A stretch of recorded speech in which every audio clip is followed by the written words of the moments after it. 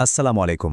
আজকের এই আয়োজনে আমরা এমন ২০টি আবিষ্কার এবং তাদের পেছনের মানুষগুলোর কথা জানব, যেগুলো চাকরির পরীক্ষা আর সাধারণ জ্ঞানের জন্য শুধু গুরুত্বপূর্ণই না, মাস্ট টু নো। তো চলুন একদম ঝটপট এই তালিকাটা দেখে নেওয়া যাক। আমাদের চ্যানেলের মূল মন্ত্র হলো এই বিশ্বাসটা, ডিপ্লোমা ইঞ্জিনিয়ারদের অধিকার কোনো অনুগ্রহ নয়, এটিই আমাদের প্রাপ্য। ঠিক যেমন আজকের এই আবিষ্কারকরা তাদের কাজের মাধ্যমে নিজেদের প্রাপ্য সম্মান অর্জন করেছিলেন। তো আমাদের এই যাত্রায় যদি সঙ্গী হতে চান, তাহলে এখনই চ্যানেলটা সাবস্ক্রাইব করে ফেলতে পারেন। দেখুন, মনে রাখার সুবিধার জন্য আমরা এই ২০টা আবিষ্কারকে মোট ৪টা ক্যাটাগরিতে ভাগ করে নিয়েছি। প্রথমে আমরা কথা বলবো বিদ্যুৎ আর শক্তির ভিত্তি নিয়ে, এরপর আসবে যোগাযোগের সেই বিপ্লব, তারপর দেখব কিভাবে ডিজিটাল যুগের শুরু হলো, আর একদম শেষে থাকছে ইন্টারনেট আর আমাদের আধুনিক বিশ্ব। তো আমাদের প্রথম পর্ব হলো বিদ্যুৎ ও শক্তি। আজকের দিনে যত টেকনোলজি তার সবকিছু কিন্তু এই আবিষ্কারগুলোর উপর দাঁড়িয়ে আছে। সত্যি বলতে এগুলো ছাড়া আজকের বিশ্বটা কল্পনাই করা যায় না। সবার আগে আসে বিদ্যুৎ। এর পেছনের মূল ধারণাটা বুঝতে আমাদের সবচেয়ে বেশি সাহায্য করেছিলেন বেঞ্জামিন ফ্র্যাঙ্কলিন। তার সেই বিখ্যাত ঘুড়ি ওড়ানোর পরীক্ষাটার কথা মনে আছে তো? ওই পরীক্ষার মাধ্যমেই কিন্তু তিনি প্রমাণ করেছিলেন যে আকাশের বজ্রপাত আর কিছুই না, বিদ্যুতেরই একটা বিশাল রূপ। প্রকৃতির এই শক্তিটাকে বোঝার পথে এটাই ছিল প্রথম ধাপ। এরপর এলেন টমাস আলভা এডিসন।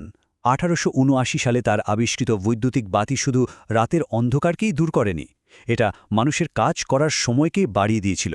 বলা যায় পুরো সামাজিক জীবনযাত্রাকেই একদম বদলে দিয়েছিল। ভাবা যায় কি একটা বৈপ্লবিক ব্যাপার ছিল। কিন্তু আচ্ছা, পাওয়ার প্ল্যান্টে তো বিদ্যুৎ তৈরি হলো, কিন্তু সেটা আমাদের ঘরে ঘরে পৌঁছালো কিভাবে? এর পেছনের নায়ক কিন্তু উইলিয়াম স্ট্যানলি। ১৮৮৫ সালে তার বানানো ট্রান্সফরমার ছাড়া দূর দূরান্তে বিদ্যুৎ পাঠানো প্রায় অসম্ভব একটা ব্যাপার ছিল। আধুনিক পাওয়ার গ্রিডের মূল চাবিকাঠি হল এই ট্রান্সফরমার।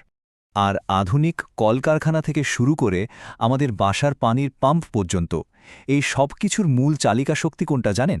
সেটা হলো নিকোলা টেসলার এসি মোটর। একে আজকের আধুনিক শিল্পের হার্টবিটও বলা যেতে পারে। বিদ্যুৎ তো এলো, এবার চলুন দেখি যোগাযোগের সেই সব আবিষ্কার, যেগুলো পুরো পৃথিবীকে আমাদের হাতের মুঠো এনে দিয়েছে। ১৮৭৬ সাল আলেকজান্ডার গ্রাহাম বেলের টেলিফোন আবিষ্কার ছিল একটা জাদুর মতো।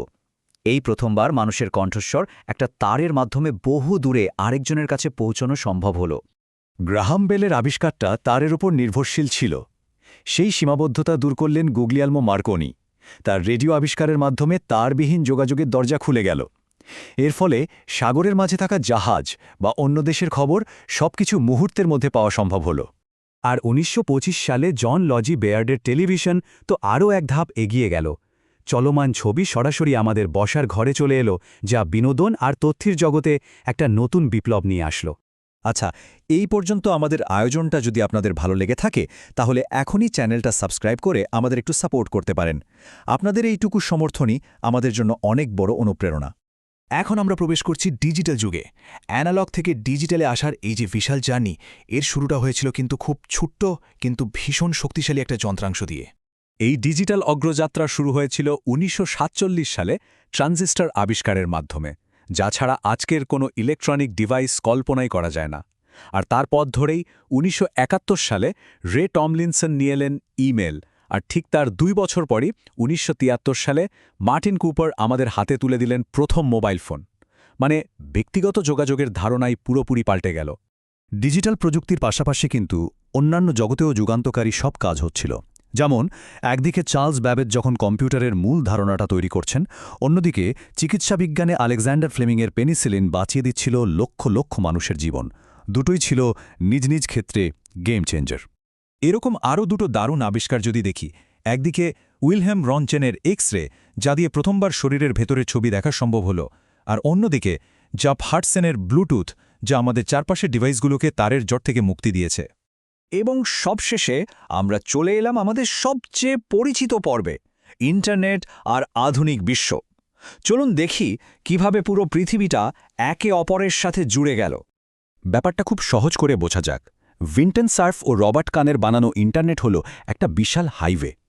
টিম বার্নার্স-লির ওয়ার্ল্ড ওয়াইড ওয়েব বা WWW হল সেই হাইওয়ের উপর দিয়ে চলা লক্ষ লক্ষ গাড়ি, মানে আমাদের ওয়েবসাইটগুলো। আর ভিক হেইসের ওয়াইফাই, ওটা হলো সেই হাইওয়েতে ওঠার একটা ওয়্যারলেস রাস্তা, যা দিয়ে আমরা যে কোনো জায়গা থেকে কানেক্ট হতে পারি। আর এই ইন্টারনেটকে ভিত্তি করেই তো গড়ে উঠেছে আজকের দিনের এই প্ল্যাটফর্মগুলো।